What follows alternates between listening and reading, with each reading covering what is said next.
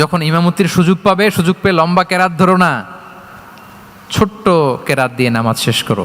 কেননা তোমার পেছনে বয়স্করা আছে, মুরব্বীরা আছে, অসুস্থরা আছে।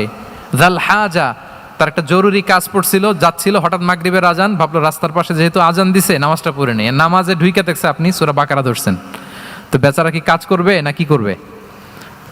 আর তার তো নিয়ত ছিল ফরজ নামাজটা পড়ি যে বাস ধরবো, এখন আপনি ধরছেন কোন সূরা? বাকারা। দেখেন রাসূল ইসলাম বললেন যখন ইমামতির চান্স পাবে ছোট সূরা পড়বে, আর যখন তুমি একা পড়বে ফালিউতাউবিল মাশা, যত লম্বা করতে মনে চায় করো। রুকু করো লম্বা, সেজদা করো লম্বা, কেরাত করো লম্বা। রাসূল সাল্লাল্লাহু আলাইহি ওয়াসাল্লাম তো রাতে আধা ঘন্টা 40 মিনিট প্রথম রাকাতে কেরাত পড়তেন, এরপরে আবার 40 মিনিট রুকুতে থাকতেন, রুকু থেকে দাঁড়ায় আবার 40 মিনিট, আবার সেজদায় যেয়ে 40 মিনিট, এরপরে সেজদা থেকে 2 সেজদার মাঝখানে আবার 40 মিনিট, 2 রাকাত দিয়ে এরকম রাতও শেষ করে দিয়েছেন।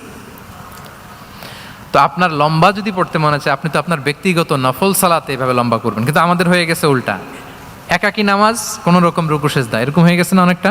কিন্তু ইমামতির সুযোগ পেলে মাশাআল্লাহ, আল্লাহু আকবার, এইবার শুরু হয়েছে শাইখ সুদাইসির কণ্ঠে এই লম্বা করে। এখন পেছনে মুসল্লিদের কি দশা ওইটা আর আমরা খেয়াল করি না। না, আমাদেরকে অন্যের প্রতি সহানুভূতিশীল হতে শিখিয়েছে ইসলাম, কনসিডারেট হতে শিখিয়েছে, সুবিবেচক হতে শিখিয়েছে, যেটা রাসূল সাল্লাল্লাহু আলাইহি ওয়াসাল্লাম করেছেন।